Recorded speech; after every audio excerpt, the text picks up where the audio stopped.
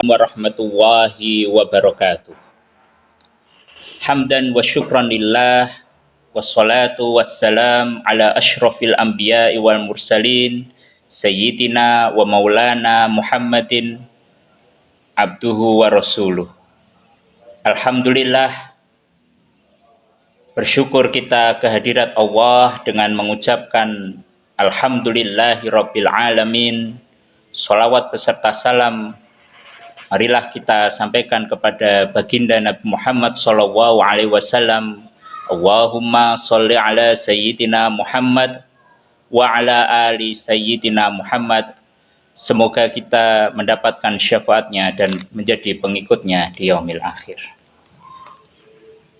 Pada kajian menjelang berbuka puasa ini,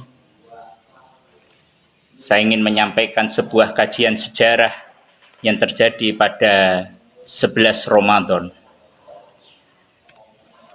Jamaah rahimakumullah, 11 Ramadan akan selalu dikenang sebagai wafat Ummu Mukminin, yaitu Khadijah binti Khuwailid. Jadi Khadijah binti Khuwailid, istri Rasulullah Shallallahu Alaihi Wasallam, orang yang pertama kali masuk Islam, ini meninggal pada 11 Ramadan pada tahun ke-10 kenabian, sehingga pada tahun ke-10 kenabian disebut dengan Amul Husni atau tahun kesedihan. Apa yang menarik dari sosok Khadijah binti Khuwailid adalah seperti yang termaktub dalam kitab Khulasah Nurul Yakin, Khadijah selain istri Rasulullah Shallallahu Alaihi Wasallam, beliau adalah orang yang meyakini dan mengimani apa yang dibawakan oleh Rasulullah Shallallahu Alaihi Wasallam. Sehingga dengan keimanan dan keyakinan dari istri Rasulullah SAW, maka Rasulullah SAW kemudian mantap dan ada pendamping yang untuk mendampingi risalah dakwah Nabi. Maka Khadijah binti Khuwailid ini adalah termasuk dari 4 wanita yang dijamin masuk surga selain Fatimah Az-Zahra, kemudian Asiyah yaitu tukang sisir Raja Fir'aun, dan kemudian Maryam. Maka pada kajian kali ini kita akan mengkisahkan bagaimana ketika Khadijah hendak meninggal. Ketika Khadijah hendak meninggal, maka ia memanggil Rasulullah suaminya. Ya Rasulullah,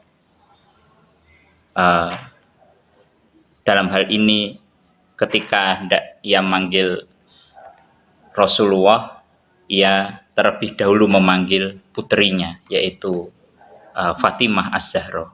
Wahai Fatimah, umurku sudah tidak lama lagi, maka aku minta tolong kepadamu untuk memintakan surban ayahmu untuk dikenakan sebagai kain kafan buatku.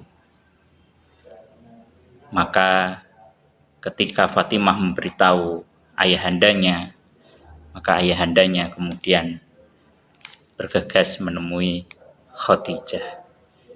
Dan disitulah subhanallah luar biasa, seorang yang terkenal akan kekayaannya, ia serahkan kekayaannya untuk perjuangan Rasulullah SAW, hingga ketika ia meninggal tidak ia sisakan kecuali apa yang ia pakai. Bahkan dalam riwayat disebutkan pakaian yang dipakai oleh Khadijah adalah pakaian yang telah ditambal sebanyak 80 jahitan. Kain yang diberikan tidak cukup untuk kemudian menutupi tubuhnya. Maka Khadijah sebelum meninggal menyampaikan kepada Rasulullah, "Ya Rasulullah, jika engkau mendapati dalam dakwah ini engkau harus merintangi sebuah pulau tempat di mana engkau harus mengarungi pulau tersebut untuk berdakwah dalam Islam dan tidak engkau temukan jembatan, maka galilah lubangku atau galilah kuburanku dan rangkailah tulang-tulangku agar engkau kemudian bisa mencapai tempat itu untuk mendakwahkan la ilaha illallah Muhammadur Rasulullah." Subhanallah.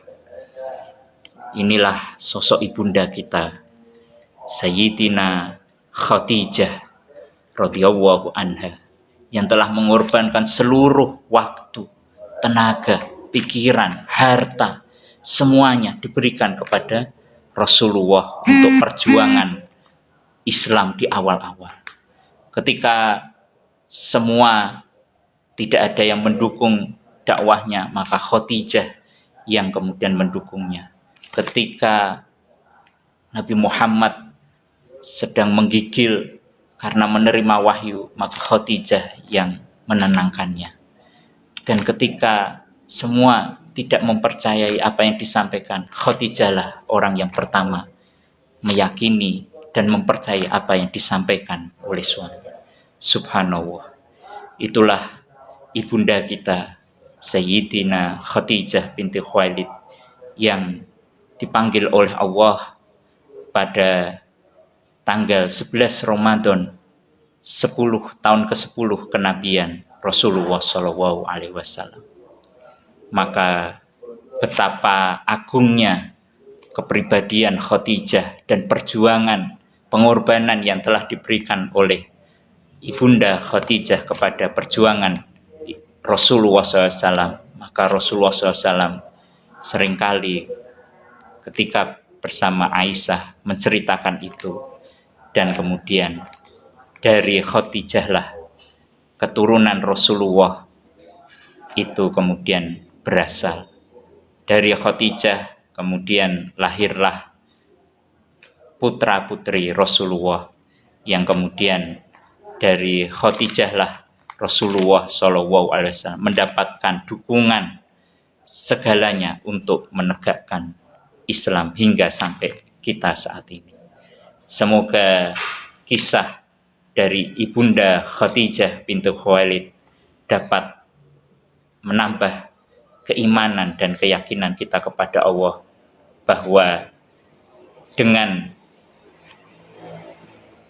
bertakdim terhadap suami kita dalam memperjuangkan Islam ini, dan juga mentaati suami kita ketika berada di jalan Allah, maka insya Allah Allah akan berikan keberkahan dalam kehidupan kita.